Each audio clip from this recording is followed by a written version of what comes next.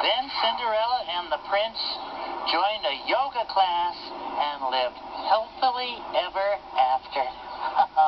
Isn't that great? Yeah. Yeah, I love surprise endings, don't you? Yeah. Hey, you want to read another one? Yeah. Okay, here we go. Let's see what this one is. It's called The Number of the Day Book. Sounds like a page turner. Let's see what it's about. Okay, here we go.